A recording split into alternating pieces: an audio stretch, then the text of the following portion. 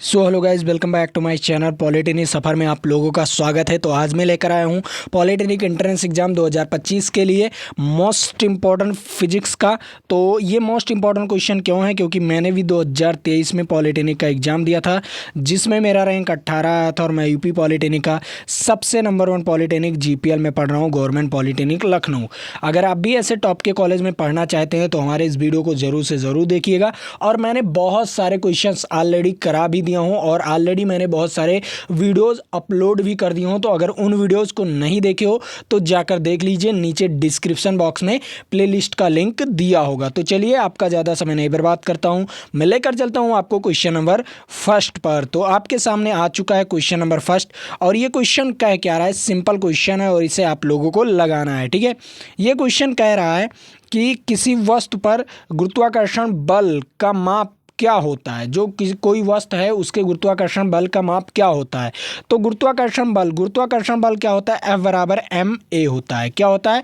F = ma, मतलब गुरुत्वाकर्षण बल नहीं, बल क्या होता है? बल आपका क्या होता है? F = ma होता है, ठीक है। F = ma होता है और गुरुत्वाकर्षण बल क्या हो जाएगा? आपको G लिख देना है। A के बराबर क्या हो जाएगा? G हो जाएगा। A के बराबर क्या हो जाएगा? G हो जाएगा। तो यहाँ पर क्या हो जाएगा? mg, ठीक है। तो F बराबर क्या हो गया? mg हो गया। लेकिन आपने सुना है कि भार बराबर भी होता है mg। क्या होता है? भार W बराबर, मतलब ये भार बराबर भी mg होता है। क्या होता है? भार बराबर भी mg होता है। मतलब आप लोग यहाँ पर देखिए, भार बराबर बल हो सकता है नहीं कि बल बराबर भार हो सकता है कि नहीं? क्योंकि दोनों का सूत्र एक ही है और मात्रक भी एक ही है, न्यूटन। तो आप लोग ये बताइए कि भार बराबर बल हो सकता है कि नहीं? तो बल के बराबर क्या हो जाएगा? गुरुत्वाकर्षण बल के बराबर क्या हो जाएगा? आपका गुरुत्वाकर्षण बल के बराबर भार हो जाएगा कि नहीं? Very very most important question. और ये कौन सा ऑप्शन सही जाएगा? इसका C वाला ऑप्शन इज राइट आंसर, ठीक है। चलिए, अब मैं अगले नंबर क्वेश्चन पर लेकर चलता हूँ। अगला नंबर क्वेश्चन क्या कह रहा है उसके बारे में बात करते हैं। तो अगला नंबर क्वेश्चन यहाँ पर आपके सामने आ चुका है। ये क्वेश्चन क्या कह रहा है? ये क्वेश्चन कह रहा है प्रकाश छोटे छोटे कणों से मिलकर बना होता है। क्या होता है? जो प्रकाश है वो छोटे छोटे कणों से मिलकर बना होता है, जिसे कहते हैं। अब बताइए, प्रकाश जो है, आप लोगों को प्रकाश बताना है, प्रकाश के बारे में बताना है। जो प्रकाश आता है ना इस सूर्य का, वो किसके कणों से मिलकर बना होता है? किस छोटे छोटे कणों से मिलकर बना होता है? और ये कण है, प्रकाश कण है। आप लोग किस में पढ़ोगे? जब आप लोग क्या पढ़ोगे? विवर्तन पढ़ोगे। क्या पढ़ोगे? विवर्तन पढ़ोगे।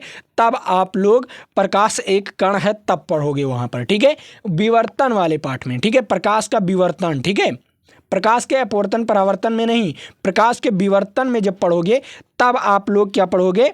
कि प्रकाश एक कण है, ठीक है। क्या पढ़ोगे? प्रकाश एक कण है तब पढ़ोगे। और प्रकाश एक कण है तो वो किससे मिलकर बना होता है, इसके बारे में आपको बताना है। बताइए, वो किससे मिलकर बना होता है, जिसे कहते हैं। तो पहला ऑप्शन दिया गया है परमाणु। परमाणु एक अपने खुद से, वो बहुत छोटी इकाई होती है, तो परमाणु से तो नहीं मिलकर बना होता, ठीक है। प्रकाश अगर परमाणु से मिलकर बना होता है तो आप लोगों पर जब प्रकाश पड़ता तो चोट लगता। क्या लगता? आपको चोट लगता, ठीक है। उसके बाद न्यूट्रॉन से भी नहीं मिलकर बना होता, तब भी चोट लगता, ठीक है। पॉजिट्रॉन भी नहीं होता, पॉजिट्रॉन भी नहीं होता, तो ये भी गलत। तो यहाँ पर ऑप्शंस क्या है आपका? फोटॉन से बना होता है। किससे बना होता है? फोटॉन से बना होता है। जो आपका प्रकाश छोटे छोटे कणों से मिलकर बना होता है, वो क्या चीज़ होता है? वो छोटा कण होता है फोटॉन। क्या होता है? फोटॉन होता है। तो इसका राइट आंसर क्या हो जाएगा? D वाला ऑप्शन इज राइट आंसर। सभी बच्चों को समझ में आया होगा ये ऑप्शन, और ये आपके लिए very very most important question है, ठीक है।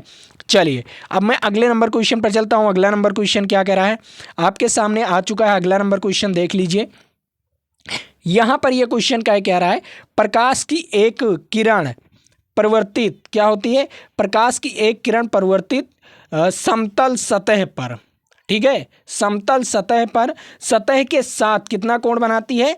56 डिग्री का कोण बनाती है। अब देखो, यहां पर देखो क्या कह रहा है?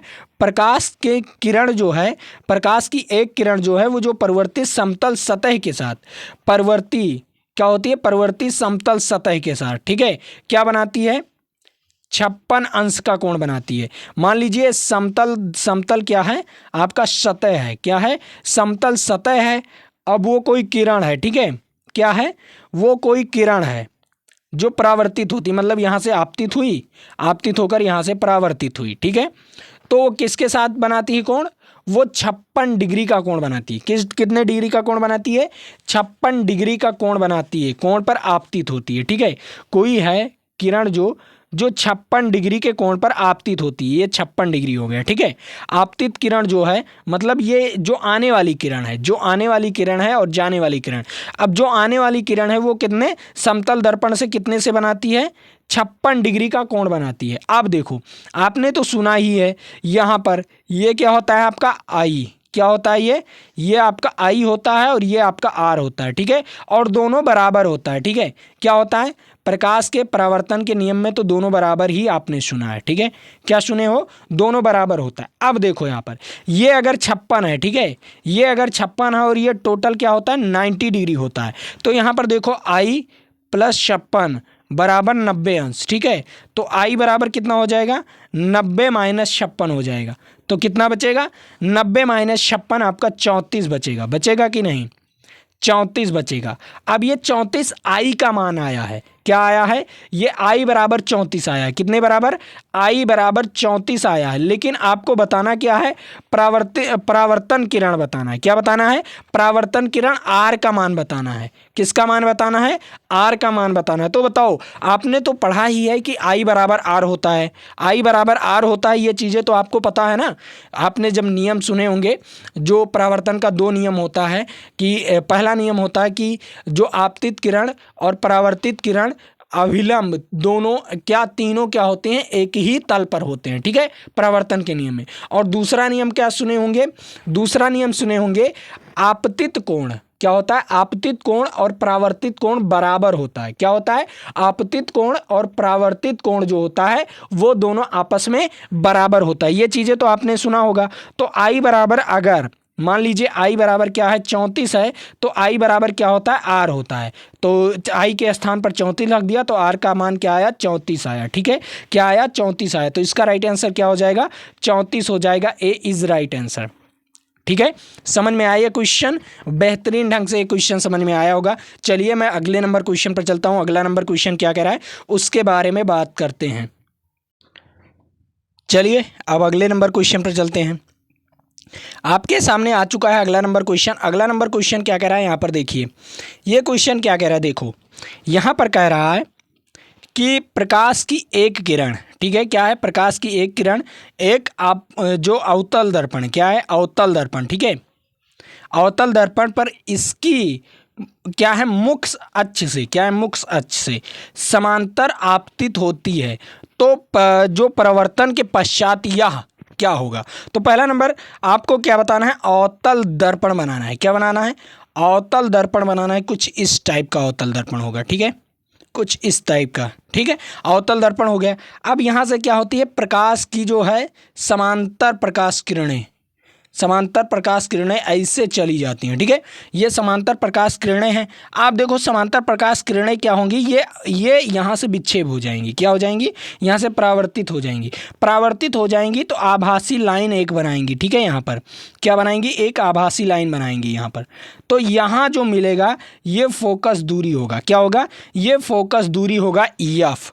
तो यहाँ पर देखो, पहला नंबर जो समांतर अक्ष है, मुख्य समांतर अक्ष से जो समांतर होती हैं आपतित किरणें, क्या होती हैं? जो आपतित किरणें क्या होती हैं? परावर्तित होती हैं। परावर्तित होने के बाद क्या बनाती हैं? आपकी फोकस से गुजरती हैं। किससे गुजरती हैं? फोकस से गुजरती हैं, चाहे वह आभासी हो या वास्तविक, ठीक है। ये आभासी है, ठीक है। क्या है? पीछे, ये दर्पण के पीछे बन रहा है, ठीक है। कोई भी चीज़ क्या बन रहा है? ये दर्पण के पीछे बन रहा है। तो यहाँ पर देखो, पहला नंबर वक्रता त्रिज्या से गुजरती है, नहीं गाइज, कि ये फोकस से गुजरती है, ठीक है। अब यहाँ पर दर्पण के मुख्य अक्ष के समांतर गति करती है, नहीं गाइज, ये भी गलत हो जाएगा। दर्पण के ध्रुव से, नहीं गाइज, ये भी गलत हो जाएगा, ठीक है। अब यहाँ पर देख लीजिए, क्या है आपका? मुख्य फोकस से गुजरती हैं, ये इसका राइट आंसर है। क्या है? मुख्य फोकस से गुजरती हैं। कोई भी किरण होगा, अगर कोई भी दर्पण है तो वो मुख्य फोकस से होकर तभी गुजरेगा, तभी उसमें क्या बनेगा? तभी उसमें बनेगा आपका चित्र, ठीक है। कोई भी दर्पण है उसमें जब चित्र बनेगा, जब आपकी फोकस दूरी से होकर गुजरेगा प्रकाश किरण, ठीक है। समझ में आया आप लोगों को? बेहतरीन ढंग से ये क्वेश्चन समझ में आया होगा। ठीक है, अब मैं लेकर चलता हूं अगले नंबर क्वेश्चन पर। ठीक, तो आपके सामने आ चुका है अगला नंबर क्वेश्चन। अगला नंबर क्वेश्चन क्या कह रहा है, यहां पर देख लीजिए।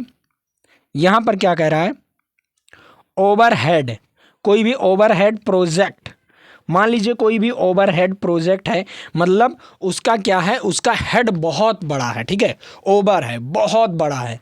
तो इस प्रकार के प्रसार सामग्री का उदाहरण देते हैं। अब बताओ, कोई भी बहुत ज़्यादा बड़ा वस्तु है तो किस चीज़ से हम उसे प्रसार देते हैं, मतलब किस चीज़ से उसे हम बनाते हैं, क्या चीज़ उसे दर्शाता है कि देखा जा सके उसे। ठीक है, उसे किससे देखा जा सके। अगर कोई भी चीज़ ओवरहेड है, प्रोजेक्ट है, मान लीजिए आपने बहुत बड़ी बिल्डिंग बनाया है। ठीक है, क्या बनाया है, बहुत बड़ी बिल्डिंग बनाया है, और ऊपर जाने का आपको ज़्यादा समय लगता है। ठीक है, आपको ज़्यादा वर्कर का काम करना पड़ता है, आपको ज़्यादा इन्वेस्ट करना पड़ता है। ठीक है, ऊपर देखने के लिए।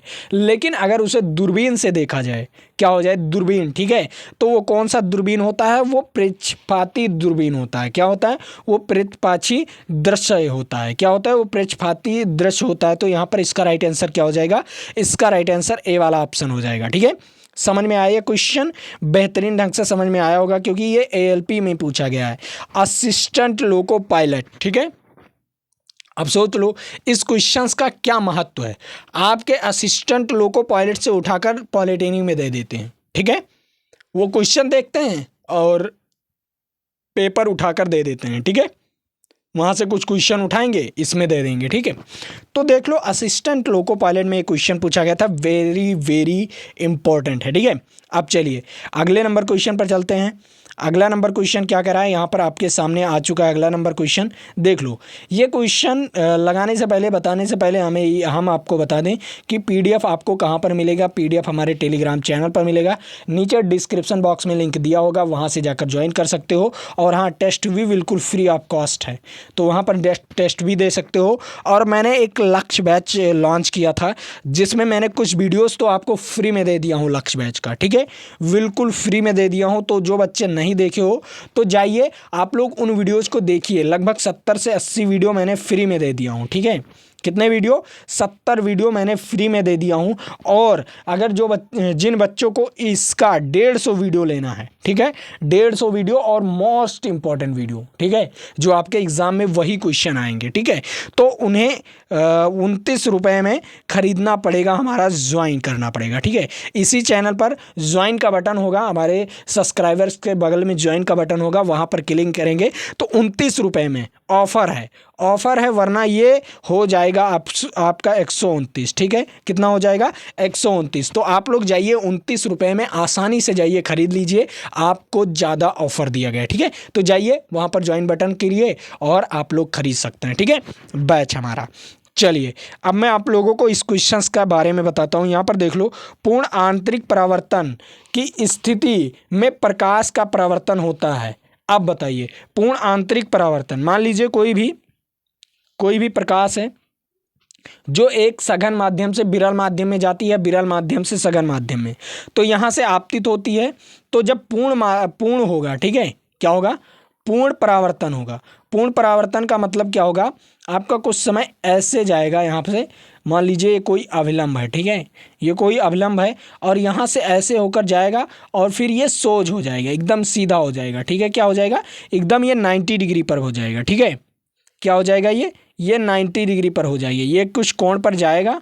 ठीक है, यहाँ से कुछ कोण पर जाएगा, ठीक, देखो यहाँ से कुछ कोण पर जाएगा और ये क्या हो जाएगा, एकदम ये 90 डिग्री पर हो जाएगा। तो यहाँ पर क्या होगा, पूर्ण परावर्तन होगा। क्या होगा, पूर्ण आंतरिक परावर्तन होगा। क्या होगा, पूर्ण आंतरिक परावर्तन होगा। और जब पूर्ण आंतरिक परावर्तन होगा तो जो परावर्तन होता है वो क्या हो जाएगा, वो 100% क्या हो जाएगा, परावर्तन हो जाएगा। क्योंकि जब 90 डिग्री बन गया, कोई भी कोण 90 डिग्री बन गया, मतलब वो परावर्तित हो गया। ठीक है, क्या हो गया, पूर्ण परावर्तित हो गया। ठीक है, तो इसका राइट आंसर क्या हो जाएगा, 100% वो क्या हो जाएगा, परावर्तन हो जाएगा। उसका क्या हो जाएगा, 100% परावर्तन हो जाएगा। तो इतना समझ में आया आप लोगों को, बेहतरीन ढंग से ये क्वेश्चन समझ में आया होगा। चलिए अब मैं अगले नंबर क्वेश्चन पर चलता हूँ। अगला नंबर क्वेश्चन क्या कह रहा है उसके बारे में बात करते हैं। ठीक है, अब यहाँ पर देख लो क्या कह रहा है। देखो, कह रहा है महासागर का रंग नीला दिखाई देता है क्योंकि उस पर गिरने वाले प्रकाश।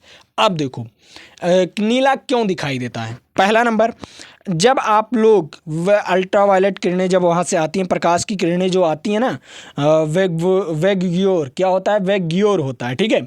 जब वो आती हैं ना तो पहले क्या आता है, बैगनी आता है, उसके बाद नीला आता है। क्या आता है, उसके बाद नीला आता है, ठीक है।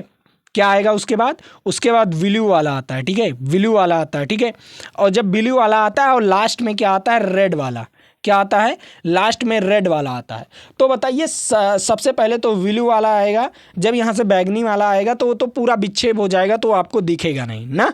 उसके बाद आपका क्या आएगा, ब्लू वाला आएगा, और ब्लू वाला आकर वो पूरे महासागर में फैल जाएगा, और फैल जाएगा। और जो किरणें आएंगी, जो और कलर की किरणें होती हैं, जैसे येलो होता है, रेड होता है, इंडिगो होता है, ये सारे जो किरणें आती हैं ये बहुत लेट में आती हैं, बहुत धीरे धीरे आती हैं। तो ये क्या होती हैं, 24 घंटे में विक्षेप नहीं हो पाती, पृथ्वी तक 24 घंटे में विक्षेप नहीं हो पाती हैं। तो उन्हें क्या दिखाई देने लगता है, उन्हें नीला दिखाई देने लगता है। क्या दिखाई देने लगता है, जो महासागर होता है वो नीला दिखाई देने लगता है। तो इसका क्या कारण होता है, प्रकाश का अपवर्तन। क्या होता है, प्रकाश का अपवर्तन, मतलब अपवर्तन होगा तो क्या हो जाएगा, आपका पूरे में फैल जाएगा, ठीक है। पूरे में फैल जाएगा तो अपवर्तन होगा, अंदर तक चला जाएगा वो प्रकाश। देखो कैसे, जब कोई नदी है, मान लीजिए महासागर है, उसमें पानी में जब कोई प्रकाश पड़ेगा तो सबसे पहले बैगनी पड़ेगा, तो बैगनी तो सभी में घुल जाएगा, ठीक है, तो गायब हो जाएगा, ठीक है। और उसके बाद आपका ब्लू पड़ेगा, जब ब्लू पड़ेगा तो ये कुछ नीचे तक जाएगा, और पूरी तरह से ये क्या होता है, एकदम ख़त्म नहीं होता, ये रह जाता है। तो रह जाता है तो आपको नीला नीला दिखाई देने लगता है। क्या दिखाई देने लगता है, महासागर नीला दिखाई देने लगता है। समझ में आया आप लोगों को, बेहतरीन ढंग से ये क्वेश्चन समझ में आया होगा, ठीक है। तो इसका राइट आंसर क्या हो जाएगा, इसका राइट आंसर हो जाएगा वी वाला ऑप्शन, ठीक। चलिए अब मैं अगले नंबर क्वेश्चन पर चलता हूं। अगला नंबर क्वेश्चन क्या कह रहा है उसके बारे में बात करते हैं। तो आपके सामने आ चुका है अगला नंबर क्वेश्चन। अगला नंबर क्वेश्चन कह रहा है, फोटोग्राफिक कैमरे का कौन सा भाग आँख के रेटिना की तरह कार्य करता है। तो बताओ, आँख के रेटिना की तरह। पहला नंबर, तो जब आँख के आगे कोई भी प्रकाश पड़ती है तो आँख में नहीं पड़ती, पहले लेंस में पड़ती है, ठीक है। क्या पड़ती है, पहले लेंस में आएगी, ठीक है।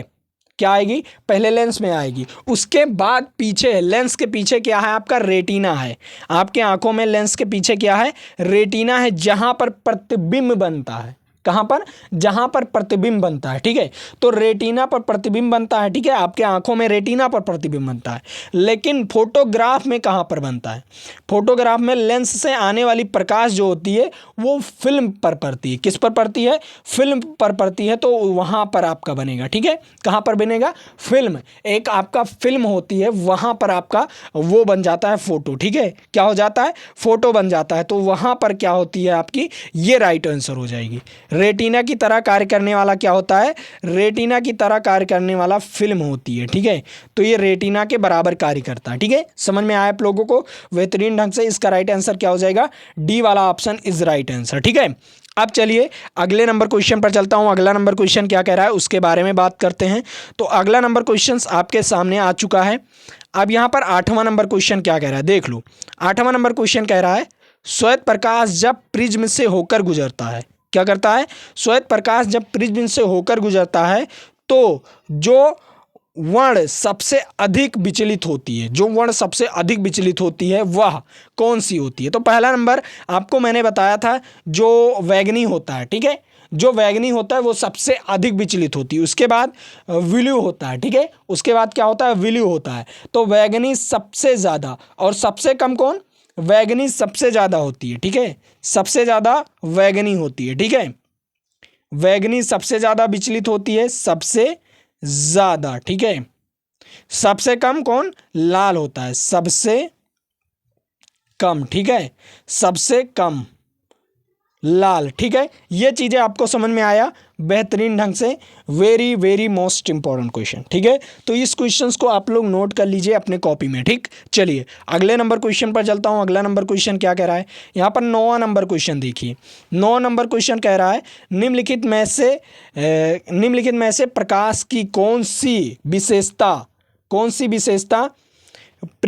क्या है, अब यहाँ पर बताओ, यहाँ पर क्या कह रहा है, निम्नलिखित में से प्रकाश की कौन सी विशेषता, ठीक है, प्रकाश की कौन सी विशेषता पेरिस्कोप बनाने में काम आती है, क्या होती है, पेरिस्कोप बनाने में काम ली जाती है, आप बताओ कौन सी अवस्था। तो मैं आप लोगों को बता दूं, पेरिस्कोप जो होता है वो प्रकाश के परावर्तन की तरह काम करता है। पेरिस्कोप कुछ इस प्रकार बना होता है, देखो कुछ पाइप की तरह ऐसे बना होता है, पाइप की तरह, ठीक है, ऐसे कुछ पाइप की तरह बना होता है ऐसे, ठीक है, क्या होता है, पाइप की तरह। यहाँ पर क्या लगा होता है, लेंस लगा होता है, ठीक है, यहाँ पर लेंस लगा होता है, और फिर उसके बाद कुछ इस प्रकार ऐसे, कुछ ऐसे तिरछा यहाँ पर भी लेंस लगा होता है, ठीक है, जो यहाँ से आता है, ठीक है, यहाँ से आता है इसमें जाता है, ठीक है, इसमें जाएगा तो यहाँ पर चित्र बनेगा, उसके बाद कुछ इस प्रकार यहाँ पर लगा होता है, ठीक है, यहाँ पर फिर चित्र बनेगा, ठीक है, तब आपको अच्छी तरीके से दिखाई पड़ेगा। उसके बाद यहाँ पर कुछ चीज़ें लगी होती हैं, यहाँ से आप लोग देख सकते हो अपनी आँखों से।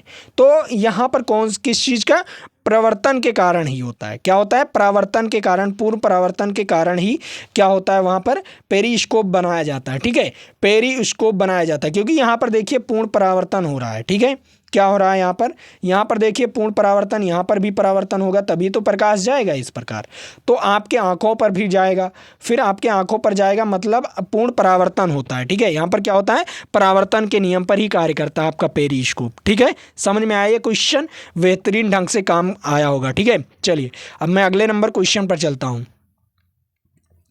अगला नंबर क्वेश्चन क्या कह रहा है, यहाँ पर 10 नंबर क्वेश्चन कह रहा है, उत्तल लेंस की फोकस दूरी की लंबाई इतना दिया गया है तो शक्ति की गणना कीजिए। तो देखो शक्ति की गणना करने के लिए आप लोग P बराबर क्या पढ़े हो, 1/f पढ़े हो, ठीक है, क्या पढ़े हो, 1/f, जब ये मीटर में होता है, क्या होता है, जब ये मीटर में होता है, ठीक है, लेकिन जब ये सेंटीमीटर में होगा तो 100/f पढ़ोगे, क्या पढ़ोगे, 100/f पढ़ोगे। तो यहाँ पर देखो 100/f का मान आपको दिया गया, फोकस दूरी 50 सेंटीमीटर, तो 0 से 0 कैंसिल, 5 दूनी, तो यहाँ पर क्या आ जाएगा आपका 2 सेंटीमीटर, ठीक है, क्या आएगा 2 सेंटीमीटर फोकस दूरी, 2 सेंटीमीटर नहीं गाइस, यहाँ पर शक्ति का मात्रक डायोप्टर होगा, 2 डायोप्टर इज रे, यहाँ पर 2 डायोप्टर इज राइट आंसर, ठीक है, यहाँ पर क्या हो जाएगा, is right answer, 2 dioptre is right answer. समझ में आया आप लोगों को, बेहतरीन ढंग से समझ में आ गया होगा, वी वाला ऑप्शन इज राइट आंसर, ठीक है। यहाँ पर उत्तल लेंस में क्या होती है, फोकस दूरी प्लस में होती है, ठीक है, क्या होती है, उत्तल लेंस में फोकस दूरी प्लस में होती है, ठीक, समझ में आया, लेंस है, ठीक है, दर्पण होता तो माइनस में होता। चलिए अगले नंबर क्वेश्चन पर चलता हूं। अब यहां पर देख लो 11 नंबर क्वेश्चन, 11 नंबर क्वेश्चन कह रहा है एक उत्तल लेंस की फोकस दूरी दिया गया है, आपको इतना मीटर दिया गया है तो क्षमता क्या होगा, तो फिर से आपको निकालना है P, तो P बराबर 1/f, क्योंकि मीटर में दिया गया है तो 1/f होगा। तो यहाँ पर देख लो, उसके बाद 2.5 दिया गया है, उत्तल लेंस है मतलब फोकस दूरी प्लस में, ठीक है, तो यहाँ से पॉइंट उड़ाएंगे, 0 बढ़ाएंगे, तो यहाँ पर क्या हो जाएगा, आप लोग काटिए इसे, 5 से काटेंगे तो 5×5 25 हो जाएगा, और 5 दूनी 10, तो 2/5 हो जाएगा, और 2/5 अगर भाग देंगे तो क्या आ जाएगा, 2/5 को अगर हम भाग देंगे तो क्या आएगा, आप बताइए क्या आएगा, 0.4 आएगा कि नहीं, 0.4 डायोप्टर, कितना आएगा, 0.4 डायोप्टर आएगा, तो इसका राइट आंसर क्या हो जाएगा, 0.4 डायोप्टर इज राइट आंसर। समझ में आया ये क्वेश्चन, बेहतरीन ढंग से क्वेश्चन समझ में आया होगा। अब मैं अगले नंबर क्वेश्चन पर चलता हूं, और ये क्वेश्चंस आपके लिए है, इंपॉर्टेंट है, ठीक है, तो इस क्वेश्चंस का जवाब आप लोग बताइएगा। यहाँ पर आपको मैं SW देता हूँ, और P बराबर क्या होता है, 1/f होता है, ठीक है, क्या होता है P बराबर 1/f, इसी पर सूत्र पर लगेगा, आसानी से लगा लीजिएगा, ठीक है। और आप लोगों को PDF कहाँ पर मिलेगा, PDF आप लोगों को हमारे टेलीग्राम चैनल पर मिलेगा, नीचे डिस्क्रिप्शन बॉक्स में लिंक दिया हुआ है, वहाँ से जाकर आप लोग टेस्ट भी दे सकते हो, टेलीग्राम पर PDF भी डाउनलोड कर सकते हो। उसके बाद मैं आप लोगों को बता दूँ, अगर जो बच्चे मेरा लक्ष्य बैच खरीदना चाहते हैं, तो 29 रुपये में ऑफ़र है, पहले 129 में था, अब ये 29 रुपये में है, ठीक है, तो 29 रुपये में आप लोग अगर ख़रीदना चाहते हैं तो आपको दिखता होगा हमारे चैनल पर सब्सक्राइबर्स के बगल में ज्वाइन बटन दिखता होगा, वहाँ पर ज्वाइन बटन पर क्लिक करेंगे और ज्वाइन करेंगे, 29 रुपये वाला अपना टॉक टाइम, ठीक है। 29 रुपये में आप लोगों को बेहतरीन ढंग से पढ़ाया जाएगा, ठीक है। तो जाइए वहाँ पर 29 रुपये में आप लोग क्या कीजिए, खरीद सकते हैं। और वहाँ पर आपको बेहतरीन ढंग से 10 सेट पूरा प्रीवियस ईयर्स 10 ईयर्स के पेपर भी दिए जाएंगे, प्रीवियस ईयर्स 10 ईयर के पेपर दिए जाएंगे, ठीक है। उसके बाद आपको क्या दिया गया है, 7 सेट, मतलब आपको 70 क्वेश्चन पेपर दिया जाएगा, ठीक है। 70 क्वेश्चन पेपर, और 70 क्वेश्चन पेपर में अगर आप लोग 10 से 15 क्वेश्चन पेपर सॉल्व कर लिए तो आपका सिलेक्शन फिक्स है, ठीक है। तो जाइए वहाँ पर 29 रुपये कोई ज़्यादा महंगा नहीं है गाइस, 29 रुपया कोई ज़्यादा महंगा नहीं है। और आप लोग अगर अपनी ज़िंदगी बनाना चाहते हैं, एक दिन में आप लोग 29 नहीं 150 उड़ा देते हैं, तो 29 रुपये उड़ाने में कोई दिक्कत नहीं है, ठीक है। तो जाइए वहाँ पर आप लोग कोर्सेस खरीदिए जी, ठीक है। तो चलिए आज के लिए इतना ही। जय हिंद जय भारत, फिर मिलेंगे आपके साथ अगले वीडियो में।